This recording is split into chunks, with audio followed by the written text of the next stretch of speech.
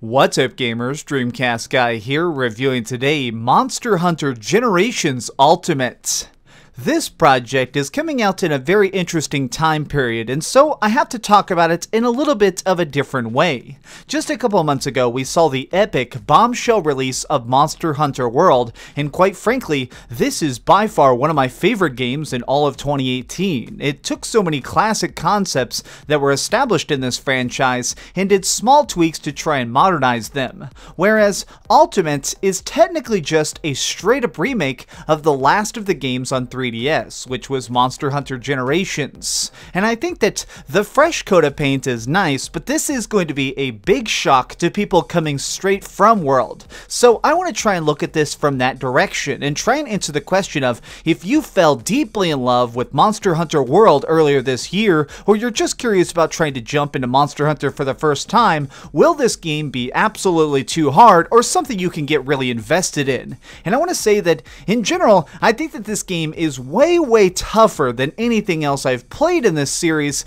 but it's still very approachable. But you do have to try and go into it willing to do a lot of research. This isn't really the type of game that you can just pick up, start going on quests, and figuring things out by trial and error. There's definitely a strong focus on doing your homework before every big battle, because you can't just exactly jump into scenarios and hope you'll come out alive. But first, let's talk about what at its heart Monster Hunter is. Essentially, these are games where you're going through a series of boss battles that get increasingly bigger, more epic, and incredibly hardcore, and along the way, you yourself are going to get slowly stronger in the process, mostly by smashing apart these giant monsters over and over again, and then using their raw elements to craft better suits of armor and weaponry. But that's not all. There's also a really deep dive element to this series that has to do with really learning about how to play, because there are a huge, wide range of options on how you want to fight.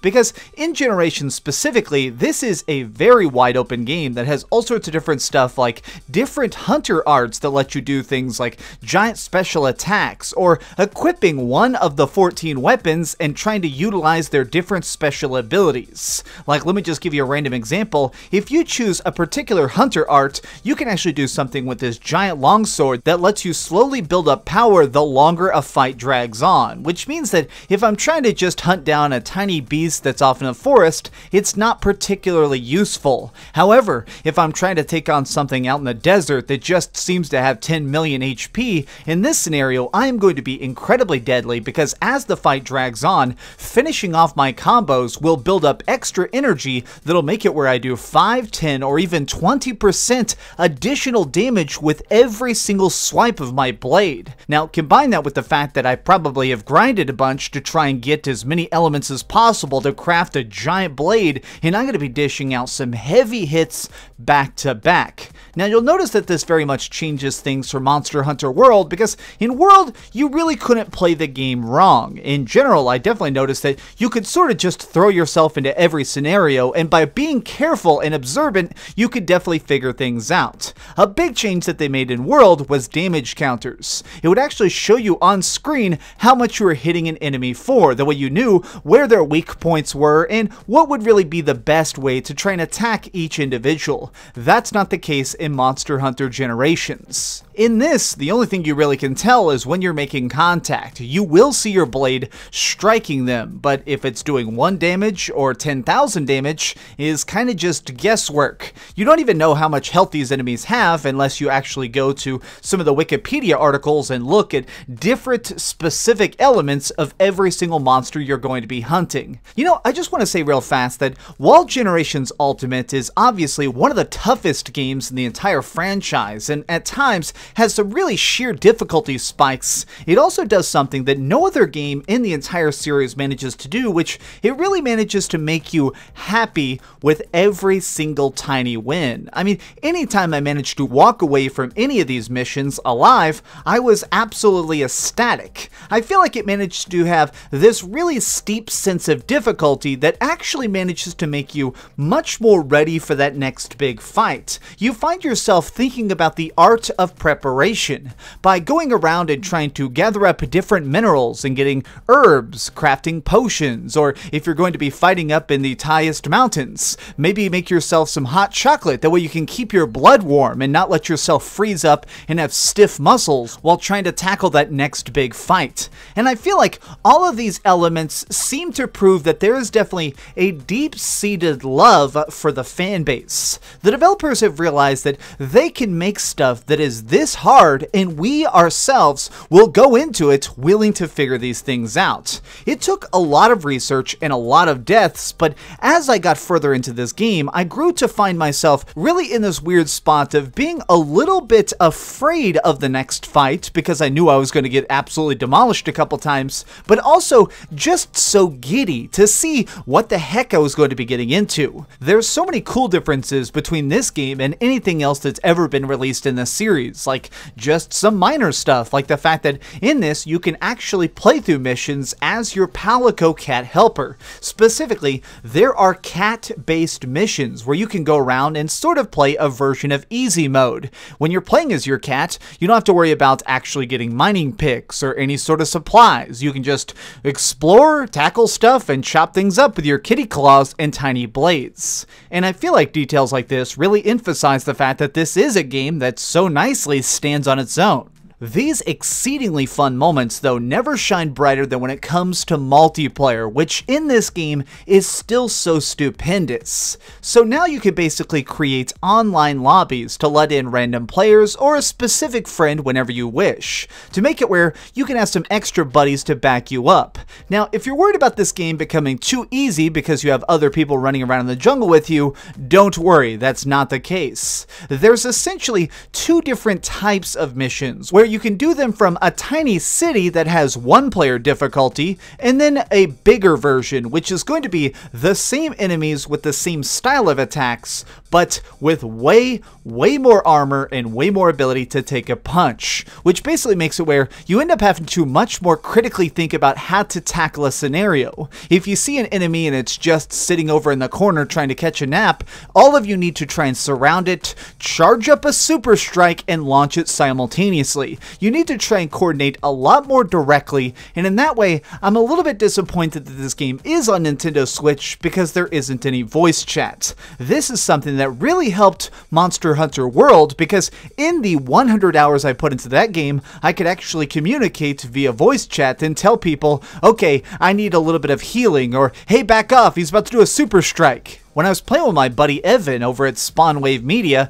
he and I actually had to call each other on the telephone to try and tell where we were running or what we were doing to try and survive that next big ambush by these crazy beasts. There's definitely also a drawback of the fact that none of the stuff involving this multiplayer is really explained in any sort of menu whatsoever. I mean, when me and Evan were playing together, we had to do stuff like actually test when we could start a mission. Where can we go in co-op? Am I able to actually go craft a weapon? Apparently not. Can I go over here and try and drag him along? No, we can't.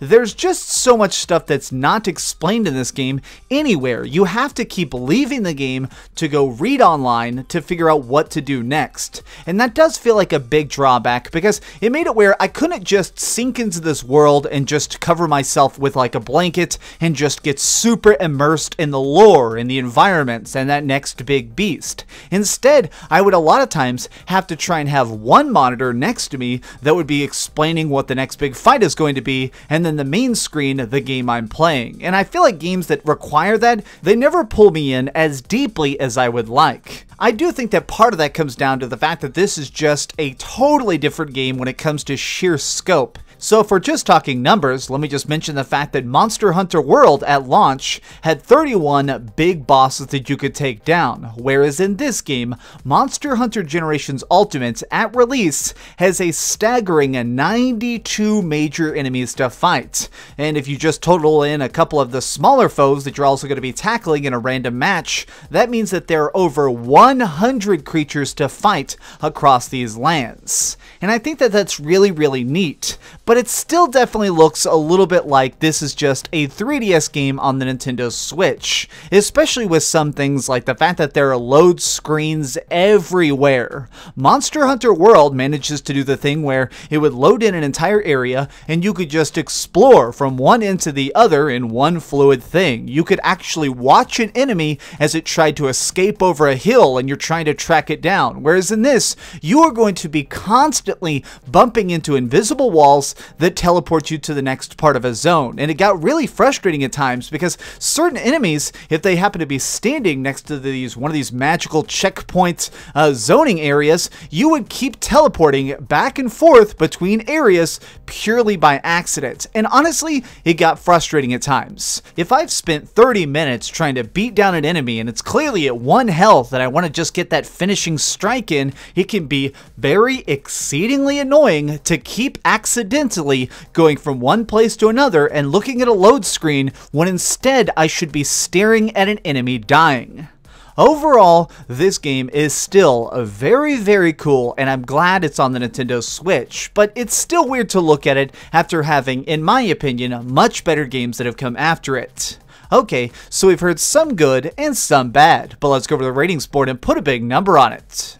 I am giving Monster Hunter Generations Ultimate an 8 out of 10.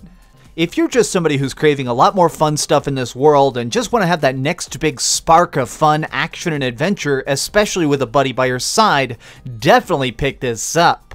Thanks so much for watching, gamers. If you enjoyed this video, please give it a like, share with your friends, and subscribe if you haven't already. But do me the biggest favor of all and keep dreaming. Oh, hey, I was just playing a little bit of Grand Theft Auto on my Darth Vader PSP. Are you curious what I'm going to come out with next? Well, if you click this button, you'll be subscribed to be the first to know. Also, if you click over here and here, you can see my latest review and my latest top 10. I promise, it was super good. Or it was really bad and I'm sure you can just make fun of me in the comments. Either way, it'll be a lot of fun. Thanks so much for watching.